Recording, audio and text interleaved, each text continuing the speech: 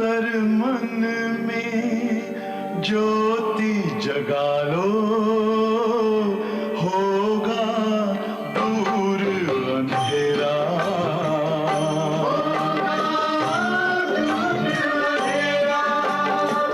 शिव का कर लो ध्यान, आ रहा पावन पुण्य सवेरा।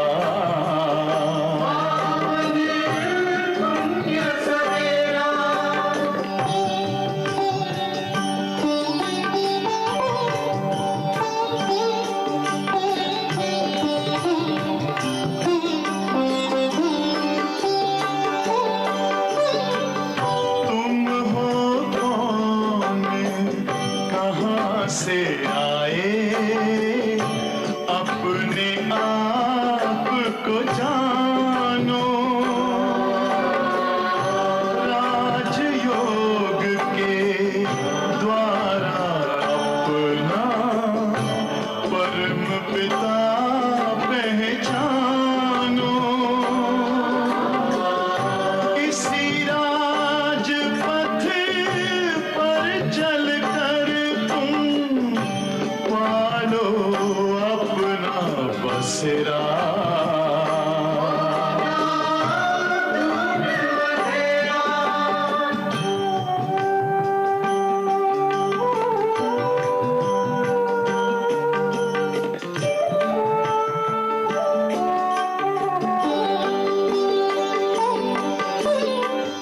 तुम हो आत्मा तन से न्यारे, परमात्मा को प्यारे।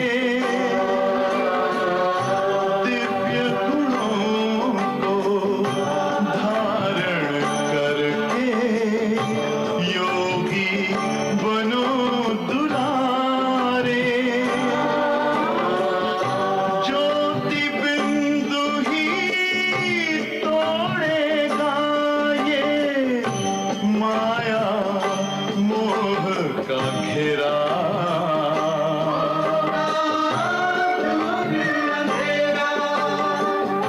अंतर मन में ज्योति जगा लो, होगा दूर अंधेरा।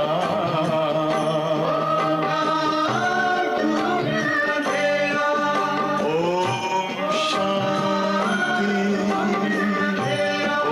ओम शांति, ओम शांति।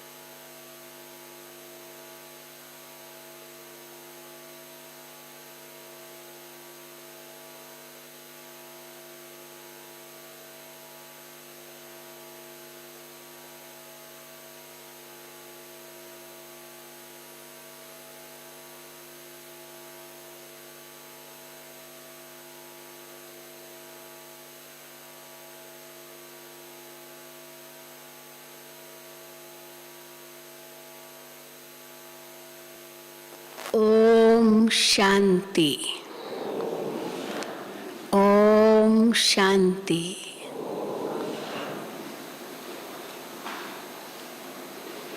बाबा क्यों आए हैं? बाबा क्यों आए हैं? परमात्मा क्यों आए हैं? आज बाबा ने उसके कई उत्तर दिए। बाबा आए हैं सबको वापस घर ले जाने के लिए। इसलिए बाबा कहते हैं तुम बच्चों को वानप्रस्थ में जाना है, क्योंकि तुम्हारा घर वाणी से परे का स्थान है।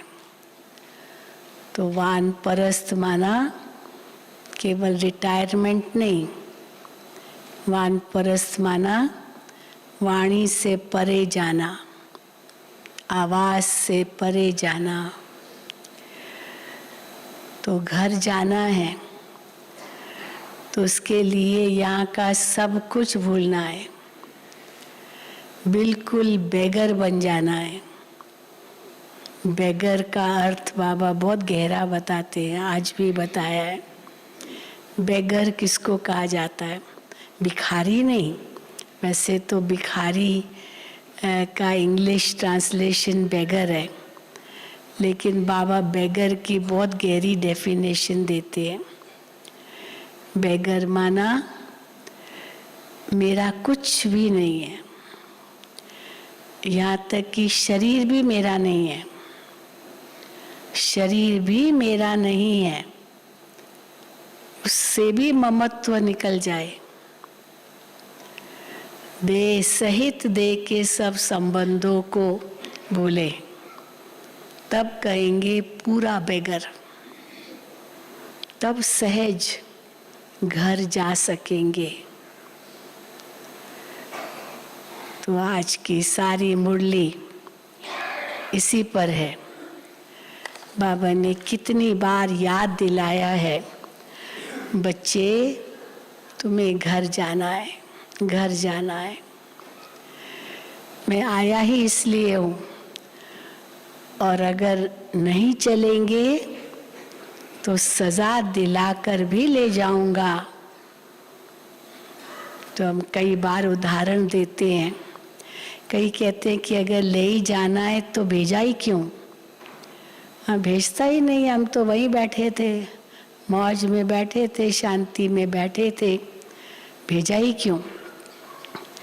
तो बाबा कहते हैं मैंने तुमको किस लिए भेजा? खेल खेलने लिए, बस खेलो। छोटे बच्चे होते हैं ना, अब माँ ने श्रृंगार किया, तैयार हो गया, नाश्ता वाश्ता सब कर लिया, अभी छोटा बच्चा क्या करेगा? माँ कहेगी जाओ खेलो, तो खेलेगा खेलेगा खेलेगा, फिर बीच में थोड़ा थक जाएगा, लेकिन खेलना खेलना है, खेलना है। फिर शाम होगी, अंधेरा होगा, तो माँ कहेगी चलो बेटा चलो, घर चलो, और बच्चा कहे नहीं मैं नहीं चलूँगा, मुझे तो खेलना है। तो माँ क्या करेगी? खेलना है, हाँ चलना है घर। पहले तो प्यार से कहेगी बेटा घर चलना है, देखो अंधेरा हो रहा है, अभी नहीं खेलेंगे, सब गए बच्चे, तुमको भी चलना है।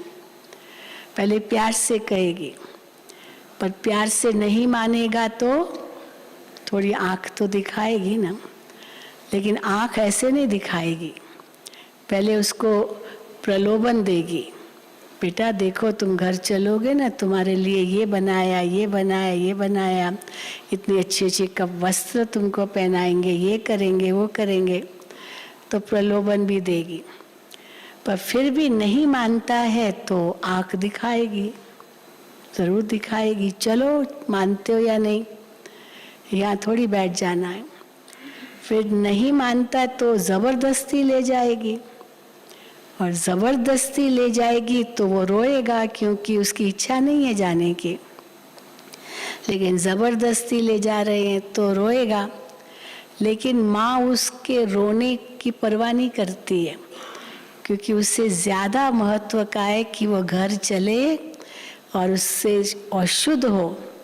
ऐसे भी नहीं कमरे में ले जाएगी या बेडरूम में ले जाएगी या भोजन देगी, पहले कहेंगी स्नान करो, शुद्ध हो जाओ। नहीं मानेगा तो भी ज़बरदस्ती करवाएगी, करेगी, वो खुद उसको स्नान करवाएगी, और फिर जब शुद्ध हो जाएगा तो रोएगा रोएगा रोएगा, रोता ही रहेगा, क्योंकि उसकी इच्छा नहीं है। पर रोएगा तो क्या होता है, उसको थकावट होगी, बहुत थक तो गया है पर फ्रेश हो गया, और जैसे थक गया पर फ्रेश हो गया अभी नहा के, तो नींद आएगी उसको, तो सो जाएगा, सो जाएगा। फिर न खाना मिलेगा, न वस्त्र मिलेंगे, न प्यार मिलेगा, माँ का कुछ भी नहीं मिलेगा, सो गया वो तो। पर माँ खुश है, कम से कम घर वापस तो आया, नहीं तो आ ही नहीं रहा था। तो बाबा भी हम बच्चों को कितना प्यार से कहते हैं, बच्चे चलना है, चलना है, घर चलना है। बच्चे प्यार से मानेंगे तो क्या होगा, बाबा कितना प्यार करेगा, स्वर्ग की बादशाही देगा। पर नहीं मानेंगे तो जबरदस्ती भी ले जाएगा, फिर सजाएं भी खाएंगे, फिर उसके बाद सो जाएंगे परम धाम में, सतयुग में थोड़ी आ सकेंगे। तो इसलिए आज बाबा ने बार बार यही ध्यान खिंचवाया है, बच्चे हाँ घर चलना है। तो इसलिए इतना बेहद का वैराग्य चाहिए। तो सुनेंगे बाबा के महावाक्य। आज 11/1/2022 है। मीठे बच्चे, ज्ञान की बुलबुल बनकर आप समान बनाने की सेवा करो। बुलबुल कितना अच्छा हाँ गाती है ना। तो ज्ञान की बुलबुल बनकर आप समान बनाने की सेवा करो। अपनी दिल से पूछो, मेरी याद की यात्रा ठीक है? प्रश्न है, किस विशेष पुरुषार्थ से बेगर टू प्रिंस बन सकते हैं? किस विशेष पुरुषार्थ से बेगर टू प्रिंस बन सकते हैं? बहुत जवाब दिए बाबा ने। उत्तर, बेगर टू प्रिंस बनने के लिए बुद्धि की लाइन क्लियर हो। घर जाना है ना, तो 1 सेकंड में बुद्धि की लाइन क्लियर होगी, तो मन से तो सहज घर पहुंच जाएंगे। बेगर टू प्रिंस बनने के लिए बुद्धि की लाइन क्लियर हो। एक बाप के सिवाय और कोई भी याद न आए। लाइन क्लियर हो, एक बाप के सिवाय और कोई भी याद न आए। ये शरीर भी मेरा नहीं है, इतना बेगर। ये शरीर भी मेरा नहीं है। ऐसे जीते जी मरने का पुरुषार्थ करने वाले ही बेगर हैं। जीते जी जैसे मर गए, तो ये पुरुषार्थ करने वाले ही बेगर है। उनकी ही वानप्रस्थ अवस्था है, क्योंकि बुद्धि में रहता है अब तो बाप के साथ घर जाना है, फिर सुख धाम में आना है। कितना बाबा सुंदर प्लान दे रहे हैं बच्चों को, क्या क्या करना है। ओम शांति। मीठे मीठे बच्चे जानते हैं पढ़ाई में जास्ती ध्यान किस बात पर देना है। हमारे सब्जेक्ट्स तो बहुत हैं, लेकिन विशेष रूप से किस बात पर ध्यान देना है, क्योंकि लक्ष्य अनुसार लक्षण चाहिए। तो लक्ष्य को सदा बुद्धि में रखेंगे तो ऑटोमेटिकली उन बातों पर ध्यान देंगे। तो किस बात पर ध्यान देना है? सर्वगुण संपन्न, 16 कला संपूर्ण, संपूर्ण निर्विकारी, मर्यादा पुरुषोत्तम, अहिंसा परमो धर्म बनना है। ये है लक्ष्य हमारा। तो देखना है, अब एक एक बात को चेक करो। देखना है हमारे में ये सब गुण है अब सर्वगुण संपन्न बनना है तो सब गुण चाहिए। 16 कला संपूर्ण बनना है तो 16 कलाएं पवित्रता की पूरी चाहिए। तो इसीलिए बाबा कहते हैं तो चेक करो, देखना है हमारे में ये सब गुण है। जो बनना है उस तरफ ही ध्यान जाएगा ना। ये बनेंगे कैसे? चलो बनना है ये, पर बनेंगे कैसे? पढ़ने और पढ़ाने से। पढ़ाई पहले चाहिए, तभी तो धारणा होगी, तब तो बनेंगे। पढ़ने और पढ़ाने से, ये बेसिक है, पढ़ाई मुख्य है। पढ़ने और पढ़ाने से बेहद के बाप को सारे दिन में कितना याद करते हैं, ये दूसरा सब्जेक्ट। पहले ज्ञान, फिर योग, फिर धारणा, सेवा, तो चारों ही सब्जेक्ट्स चाहिए। बेहद के बाप को सारे दिन में कितना याद करते हैं, कितनों को पढ़ाते हैं। अब संपूर्ण तो अब तक कोई बना नहीं है, नंबरवार पुरुषार्थ अनुसार हैं। बाप एक एक बच्चे पर नजर रखते हैं। पिता की भी नजर होती है एक एक बच्चे पर, तो टीचर की भी नजर होती है एक एक बच्चे पर, गुरु की भी होती है। तो बाबा कहते हैं बाबा एक एक बच्चे पर नजर रखते हैं कि ये बच्चा क्या कर रहा है, मेरे अर्थ क्या सर्विस करता है, कितनों की तकदीर ऊंचे ते ऊंची बना रहा है। एक एक पर बाबा ध्यान देता है। हर एक अपनी अवस्था और अपनी खुशी को भी जानता है। मैं कितना कर रहा हूँ वो हर एक भी अपने आप को जानता है, और बाप, टीचर, सतगुरु भी जानते हैं मेरे अर्थ क्या हूँ। हर एक अपनी अवस्था और अपनी खुशी को भी जानता है। अति इंद्रिय सुख का जीवन हर एक को अपना भासता है। कितने हद तक अति इंद्रिय सुख का जीवन अनुभव करता है वो तो हर एक अपना अपना है। हर एक अपनी अवस्था और अपनी खुशी को भी जानता है। अति इंद्रिय सुख का जीवन हर एक को अपना भासता है। तो ये तो बच्चों को निश्चय है कि बाप की याद से ही तमो प्रधान से सतो प्रधान बनते हैं। सहज उपाय है, तमो प्रधान से सतो प्रधान बनने का सहज उपाय है ही याद की यात्रा। तो अपने दिल से पूछो, हमारी याद की यात्रा ठीक है? दूसरे को आप समान बनाते हैं, ज्ञान बुलबुल बने हैं। तुम ब्राह्मण ही दैवी गुण धारण कर मनुष्य से देवता बनते हो। तुम्हारे सिवाय कोई देवता बनने वाला नहीं है। ये नहीं सोचो कोई और बनेंगे, हाँ उनको ज्ञान ही नहीं है तो क्या बनेंगे, उनको पता ही नहीं है। इसलिए तुम्हारे सिवाय कोई देवता बनने वाला है नहीं। तुम ही दैवी घराने के भांति बनते हो। वहां तुम्हारा है दैवी परिवार।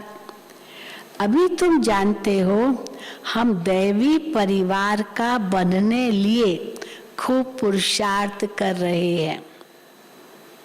किस किस के लिए हम खूब पुरुषार्थ कर रहे हैं? घर जाने के लिए, सतो प्रधान बनने के लिए, फिर दैवी परिवार का बनने लिए खूब पुरुषार्थ कर रहे हैं।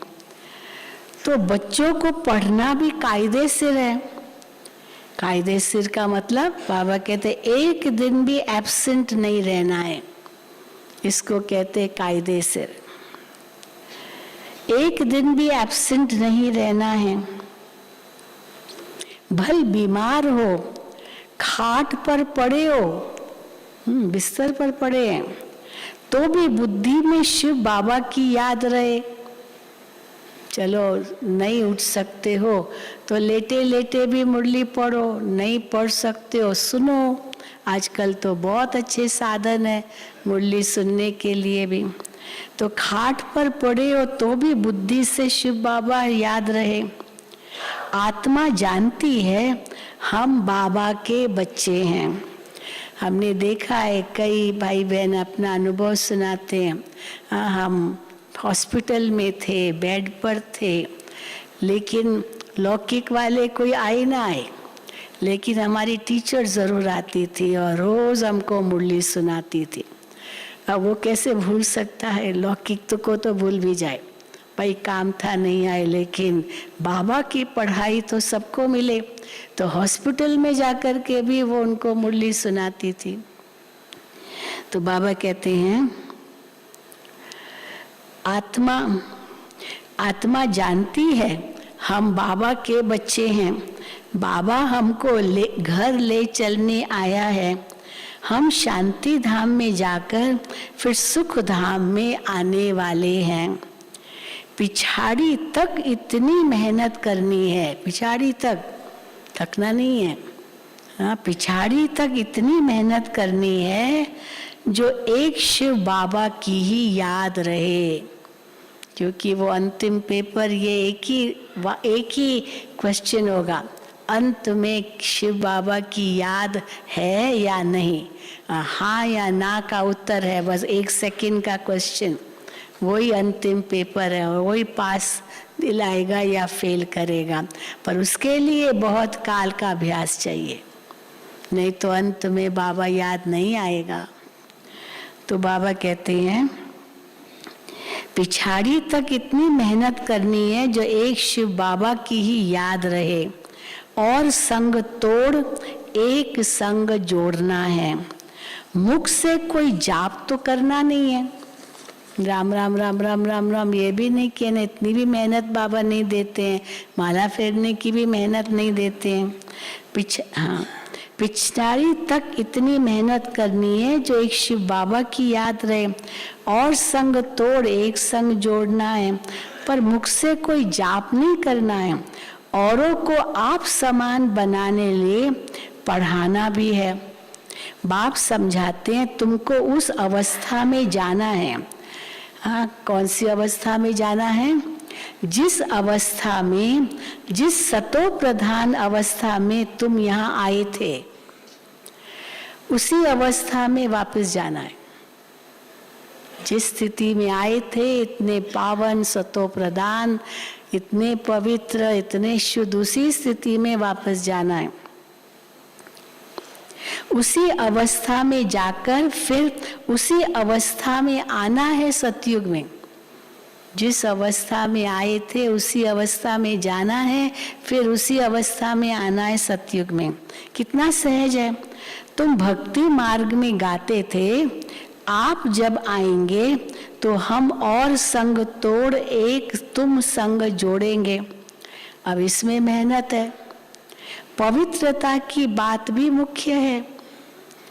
ग्रस्त व्यवहार में रह कमल फूल समान बनना है। ये कमल भी पानी से, धरनी से ऊपर रहता है, इसीलिए पानी, न पानी का प्रभाव न कीचड़ का प्रभाव कमल पर पड़ता, उसका पूरा परिवार कीचड़ में है। लेकिन स्वयं कमल का फूल, पानी का भी असर नहीं होता, पानी अगर उस पर पड़ेगा भी तो गिर जाएगा। हाँ, उस पर वो जैसे बूंद बन गई और निकल गई, इसीलिए पानी का भी असर नहीं पड़ता। तो बाबा कहते हैं कि हाँ, वो कमल भी पानी से, धरनी से ऊपर रहता है। तुम चैतन्य फूल भी धरनी के ऊपर हो, तो तुमको भी प्रतिज्ञा करनी है। हम भी धरनी के ऊपर है, जैसे वो कमल का फूल कीचड़ पानी से ऊपर है, तो तुमको भी प्रतिज्ञा करनी है। हम पवित्र रहते हुए एक आपको ही याद करेंगे। हाँ, बाबा को कहो, जो अंत में सिवाय आपके और कोई की याद न आए, कोई अवगुण भी न रहे। अब ये दूसरी बात, कोई और याद भी नहीं आए, कोई अवगुण भी न रहे। जो बच्चे ऐसे बनते हैं वो सदैव हर्षित रहते हैं। अब ये अपनी परीक्षा लो, अगर मैं कभी कभी मुरझा जाता हूँ, हर्षित नहीं रहता हूँ, इसका मतलब न हमको याद है और दूसरा कोई अवगुण है, तभी तो हर्षित नहीं रहता हूँ। वो सदैव हर्षित रहते हैं। यह प्रैक्टिस अच्छी रीति करनी है।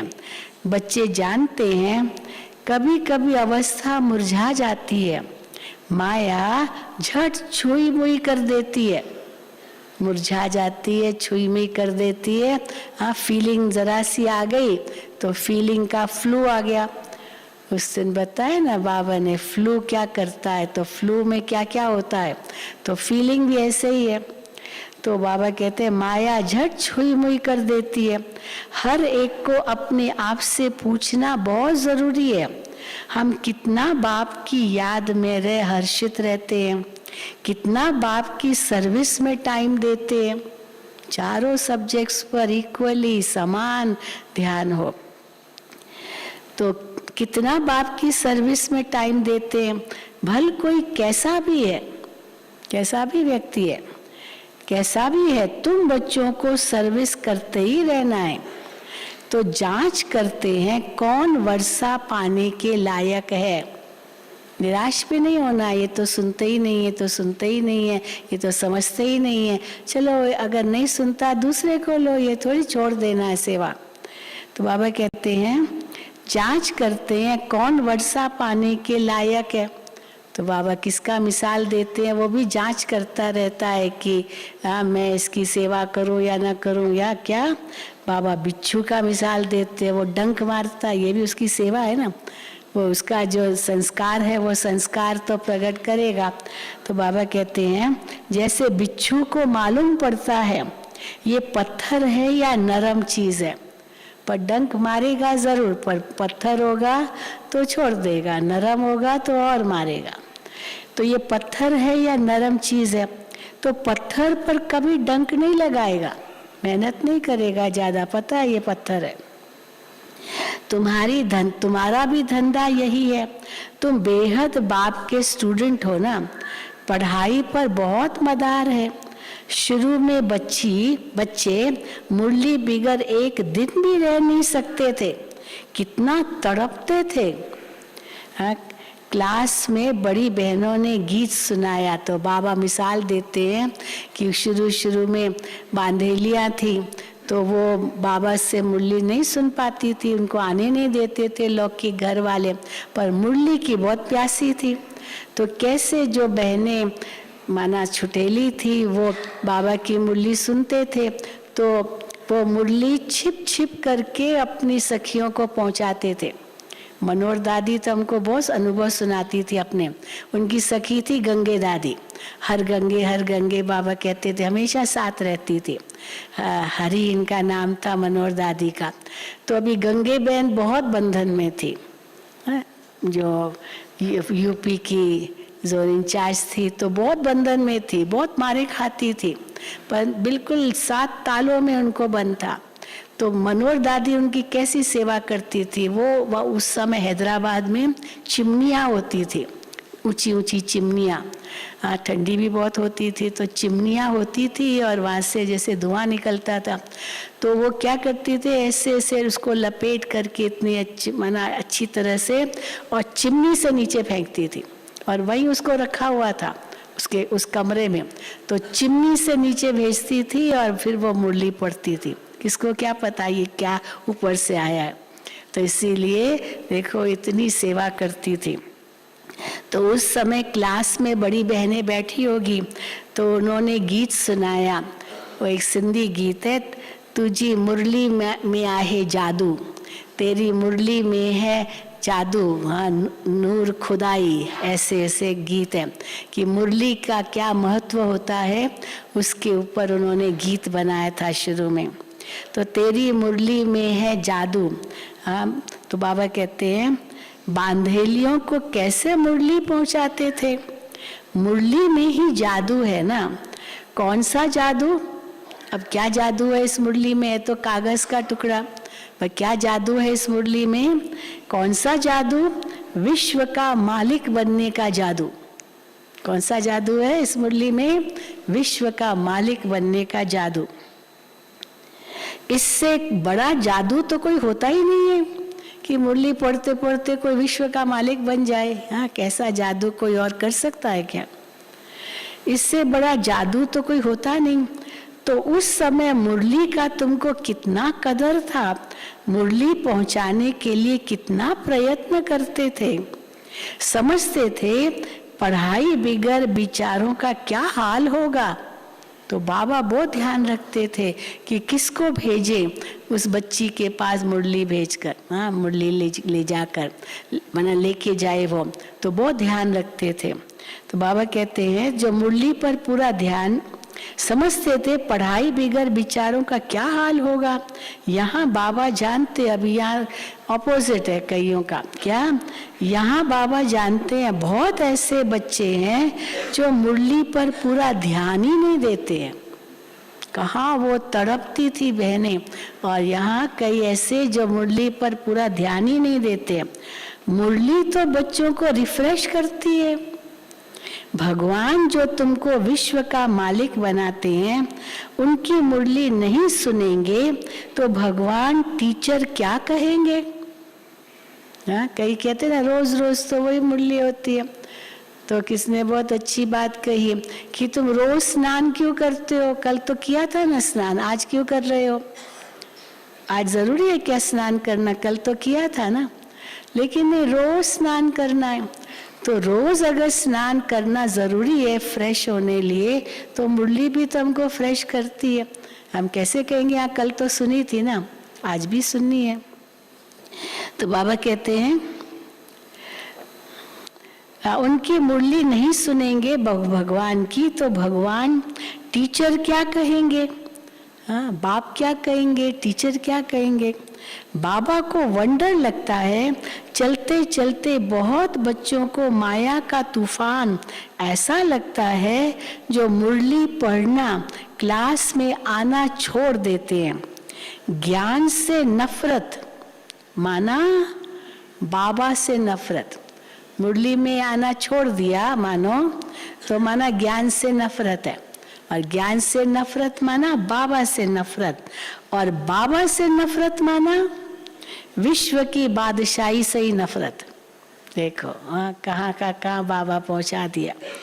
माना विश्व की बादशाही से नफरत। माया बिल्कुल नीचे ले जाती है, बुद्धि को एकदम मार डालती है, जो कुछ भी समझते नहीं। भल भक्ति तो बहुत करते, परंतु एकदम ब्लाइंड फेथ, बेसमझ बन गए हैं, वैसे ही बन गए हैं। बाप खुद कहते हैं तुम कितना लायक थे, अब ना लायक नहीं बाबा कहते, क्या कहते? न लायक, न लायक बन गए हो। अब मैं फिर आया हूं तुम बच्चों को लायक बनाने लिए, इसलिए श्रीमत पर जरूर चलना है। तो बाप कहते इसमें और कुछ करना नहीं है, बहुत ज्यादा मेहनत बाबा नहीं देते, और कुछ करना नहीं है, सिर्फ बाप को याद करो और पढ़ो। स्कूल में बच्चे पढ़ते भी हैं और टीचर को भी याद करते हैं, कैरेक्टर भी सुधारने हैं। तुम्हारी भी एम ऑब्जेक्ट सामने खड़ी है, तुमको ये बनना है। उन्हों के कैरेक्टर अच्छे हैं, जो तुमको बनना है, लक्ष्मी नारायण उनके कैरेक्टर अच्छे हैं, तो तब तो सारा दिन मनुष्य गाते हैं, देवताओं की महिमा गाते हैं सारा दिन, आप सर्वगुण संपन्न हो। मनुष्य को जब तक बाप का परिचय नहीं मिला है, तब तक वो अंधियारे में है।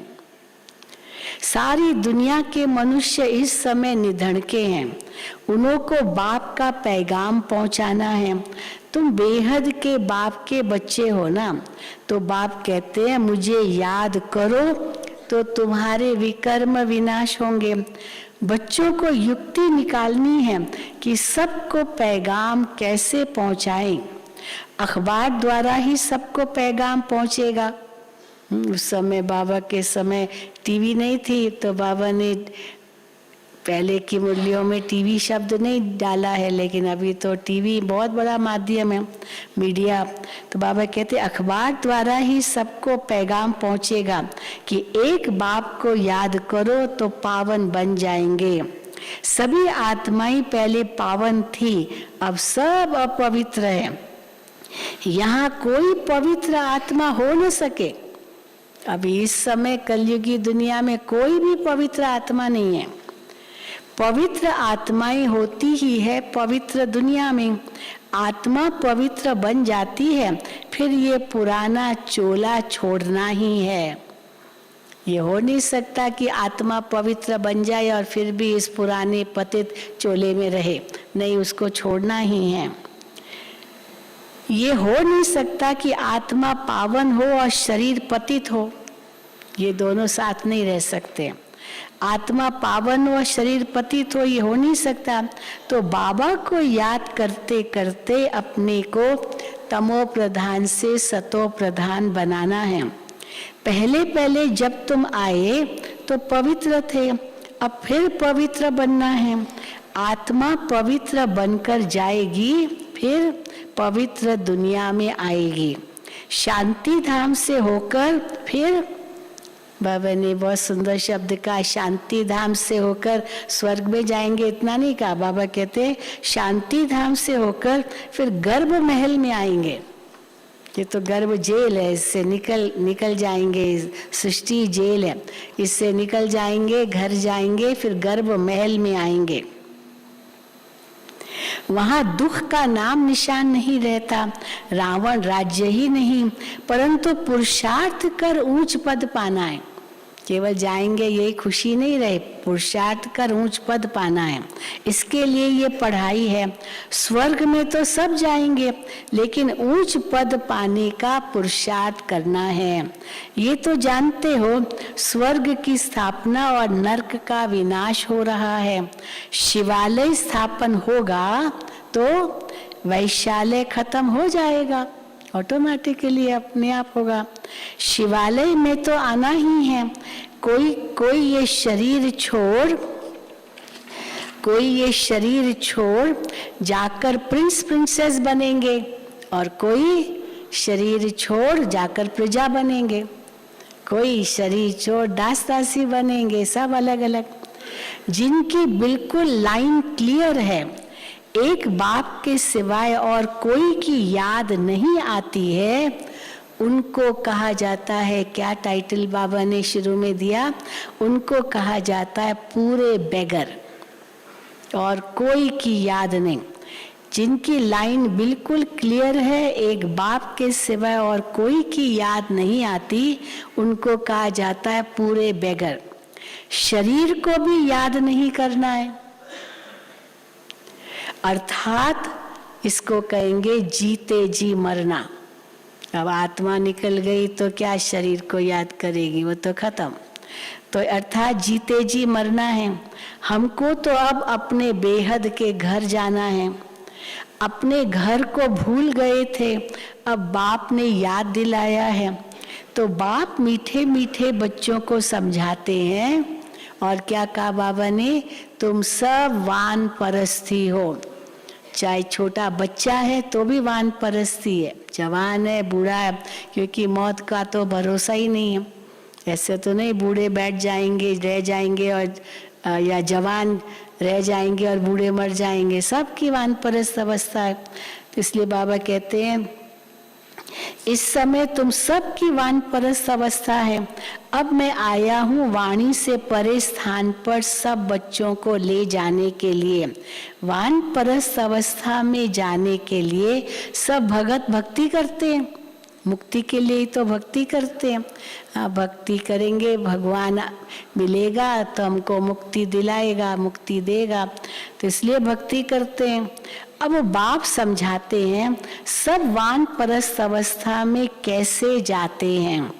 उन्हों को इस अक्षर का भी अर्थ पता नहीं, सिर्फ नाम सुना है वानप्रस्थ। भल द्वापुर से लेकर लौकिक गुरुओं द्वारा बहुत पुरुषार्थ किया है।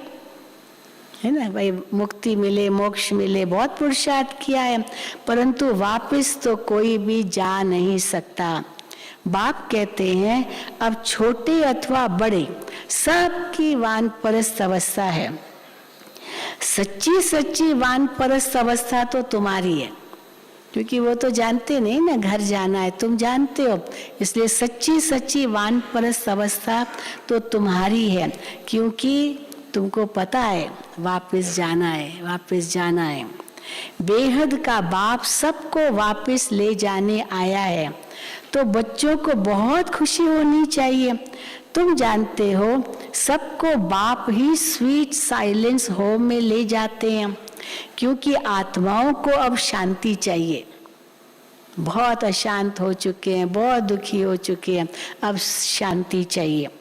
यहाँ तो शांति हो न सके, शांति धाम का मालिक तो एक बाबा ही है। जब मालिक आए तब तो सबको ले जाए, जब तक वो मालिक ना आए तब तक शांति धाम में अपने आप कैसे जाएंगे। तो जब मालिक आए तब सबको ले जाए। भक्ति करते थे शांति धाम में जाने के लिए, ऐसे कोई नहीं कहते हम सुख धाम में जाएं। भक्ति करते शांति धाम में जाने लिए, सुख धाम में जाने लिए नहीं। बाबा कहते हैं तुम बच्चों को प्रॉमिस करता हूँ, बाबा वायदा कर रहे हैं बच्चों से क्या, कि तुम सबको घर ले जाऊंगा।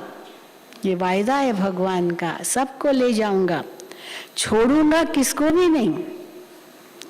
नहीं चलेंगे, बताए ना माँ क्या करती है, जबरदस्ती भी ले जाएगी ना, तो नहीं चलेंगे तो सजाएं देकर मार पीट दिलाकर भी ले जाऊंगा।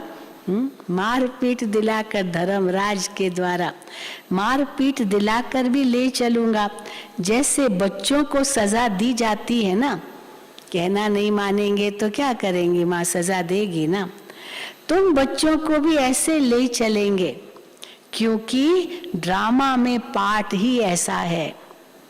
क्यों बाबा हमको दुख देंगे, क्यों ये करेंगे, ड्रामा में पार्ट ही ऐसा है, इसमें बाबा का भी दोष नहीं है, क्योंकि ड्रामा में पार्ट ही ऐसा है।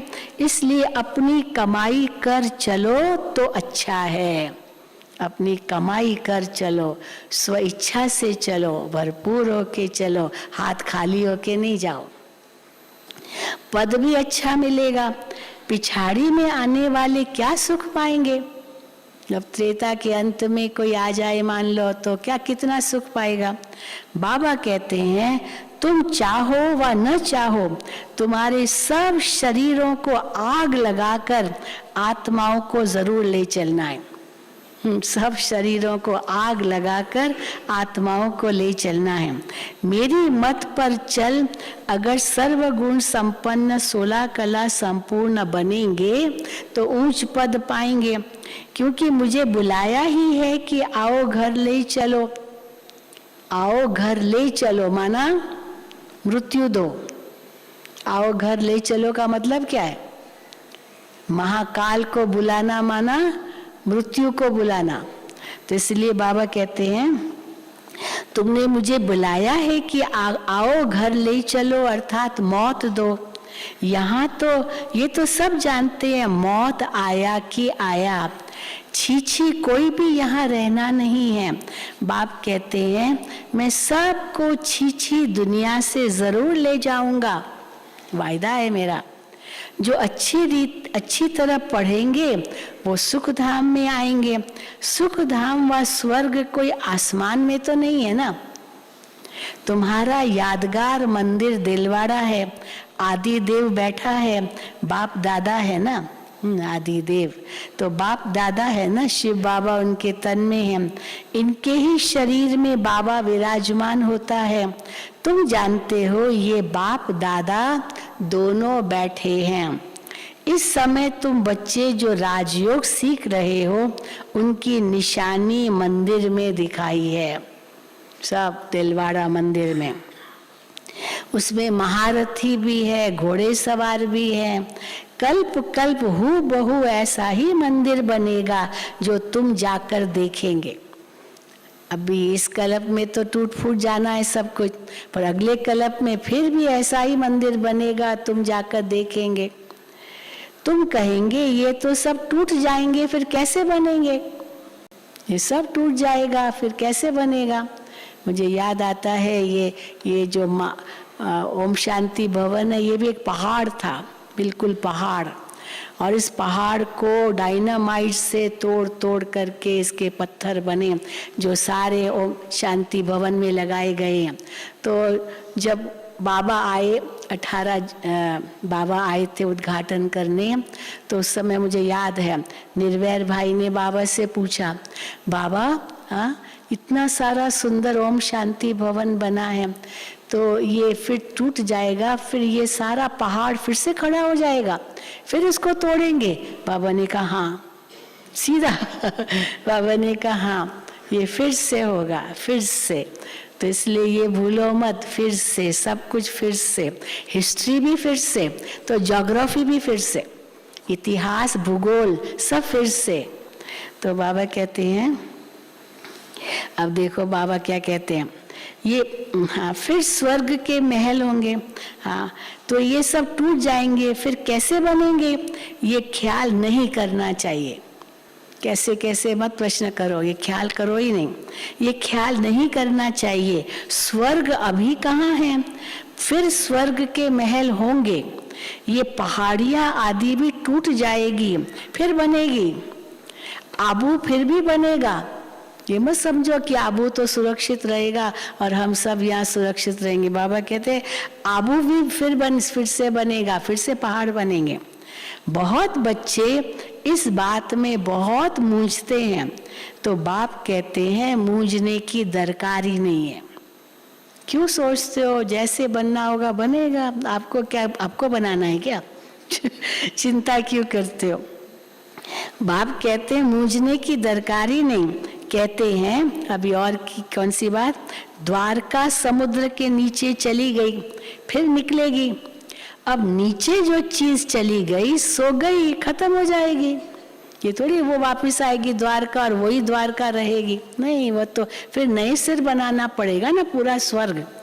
तो नीचे जो चीज गई गई, खत्म हो जाएगी। तुम जानते हो स्वर्ग में हम अपने महल आदि बनाएंगे, अपनी इच्छा अनुसार बनाएंगे। वहां बिल्कुल ही सतो प्रधान सब नई नई चीजें होगी। तुम वहां के फल आदि देखकर आते हो। संदेशियां वतन में जाती थी तो बाबा को सब बताती थी क्या क्या देखा। तुम जानते हो हम वहां जाने वाले हैं। वर्ल्ड की हिस्ट्री ज्योग्राफी रिपीट होती है तो स्वर्ग भी रिपीट होगा। ऐसे थोड़ी स्वर्ग रिपीट नहीं होगा, फिर नर्क भी ऐसे ही रिपीट होगा, सब कुछ रिपीट होगा। तो स्वर्ग भी रिपीट होगा, ये निश्चय होना चाहिए। अब ये निश्चय इतना पक्का हो कोई हिला न सके हमें। परंतु किसकी तकदीर में नहीं है तो कहेंगे ये कैसे हो सकता है, वो कैसे हो सकता है, हाँ प्रश्न ही करते रहेंगे, ये कैसे हो सकता है, यही कहेंगे। इतने सब फिर आएंगे, फिर महल आदि बनेंगे। जरा सोचो तो सही कैसे बनेंगे। ये विज्ञान भी जो अभी 100 साल के अंदर आया है ये फिर आएगा, हर दूसरे कल्प में भी ऐसे ही आएगा। तो देखो बाबा कहते कितना सहज, मिनट मिनट मोटर अभी तैयार होती जा रही, तो बाबा कहते फिर होगा। तो इसलिए बाबा कहते इतने सब आएंगे, फिर महल आदि बनेंगे, सब होगा। तुम जानते हो सोमनाथ के मंदिर को लूट कर ले जाते हैं, फिर भी मंदिर बनाएंगे। अब सोमनाथ का मंदिर तो लूट के ले गए, पर वैसा वही हूबहू जैसे कल्प पहले बना था फिर बनेगा सोमनाथ का मंदिर, फिर लूट के ले जाएंगे, फिर होगा। तो बाबा कहते हैं फिर भी मंदिर बनाएंगे। ये खेल ही है पूज्य से पुजारी, पुजारी से पूज्य बनने का, बस खेल है। इसको केवल खेलो, खेल का आनंद लो बस। ये खेल है पूज्य से पुजारी, पुजारी से पूज्य बनने का। ब्राह्मण, देवता, क्षत्रिय, वैश्य, शूद्र, ये चक्र है। तुम बच्चे पद्मा पदम भाग्यशाली बनते हो। तुम्हारे कदम में पदम का छाप लग जाता है। कदम में, हर कदम में पदम, माना एक एक कदम पर पद्मों की कमाई। तो तुम्हारे कदम में पदम का छाप लग जाता है। तुम जानते हो हमारे कदम में पदम है, अर्थात पढ़ाई के कदम में कदम, पढ़ाई के कदम में पदम समाये हुए हैं। पढ़ाई के कदम में पदम समाये हुए हैं, क्योंकि पढ़ाई माना कमाई, तो कमाई माना वही पदम कमाना। तो बाबा कहते हैं अर्थात पढ़ाई के कदम में पदम समाये हुए हैं। जितना पढ़ेंगे उतना ऊंच पद पाएंगे। सतयुग है, गोल्डन एज, वहाँ की धरनी भी कितनी सुंदर होती है, कितने सुंदर महल बनते हैं, हर चीज सतो प्रधान होती है। देखने से ही, अगर केवल साक्षात्कार ही करते ना तो या देखने से ही नैन ठंडे हो जाते हैं। ऐसे सुंदर चीज को देखते ही नैन ठंडे हो जाते हैं। ऐसी राजधानी के तुम मालिक बन रहे हो, तो कितना अच्छी रीति पुरुषार्थ करना चाहिए। पुरुषार्थ से ही प्रारब्ध बनती है। तो बच्चों को ज्ञान तो बुद्धि में है, हाँ, बाबा कहते ज्ञान तो बुद्धि में है बच्चों के, अब बाकी क्या है, बाप को याद करना है। ये बहुत जरूरी है। लौकिक संबंध से ममत्व मिटाना है, ये भी बहुत जरूरी है। सिर्फ एक बाप को याद करना है। अच्छा, मीठे मीठे सिक्की दे बच्चों प्रति माता पिता बाप दादा का याद प्यार और गुड मॉर्निंग। रूहानी बाप की रूहानी बच्चों को नमस्ते। हम रूहानी बच्चों की रूहानी बाप दादा को याद प्यार, गुड मॉर्निंग और नमस्ते।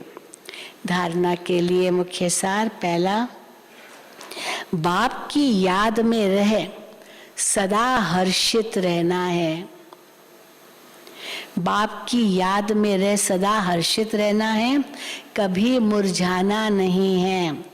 बीमारी में भी मुरली जरूर सुननी व पढ़नी है।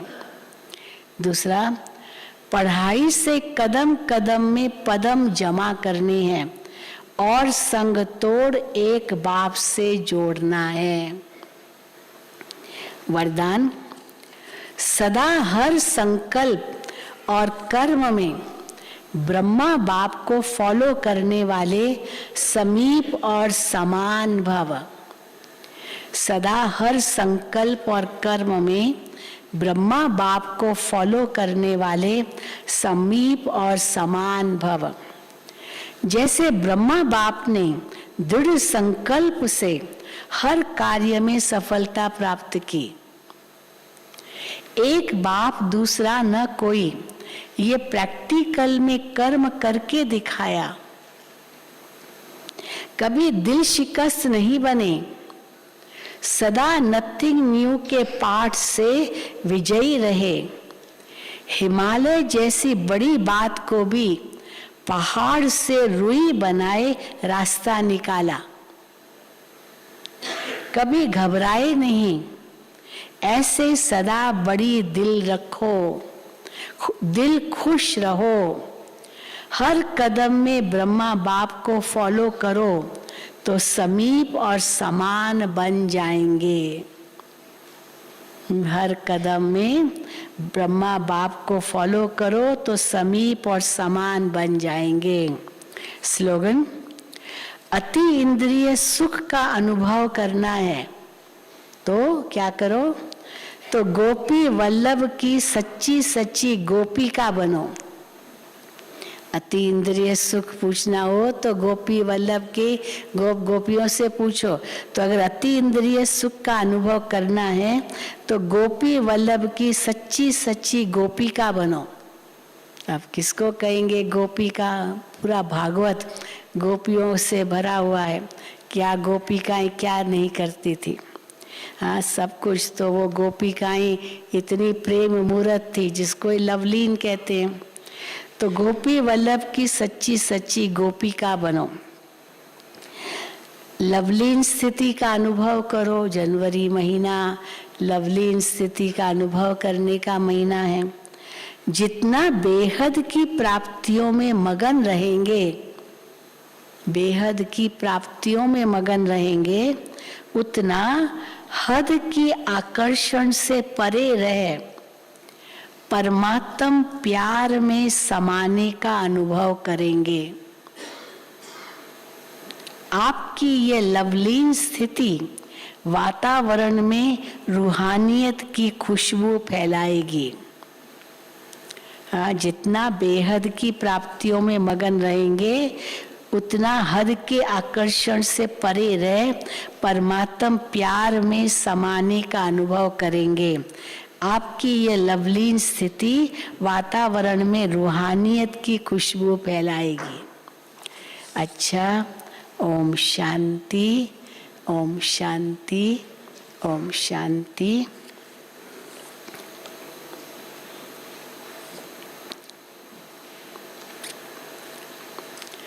अच्छा, अनाउंसमेंट हो रही है, सूचना है कि 60 वर्ष से ऊपर वालों को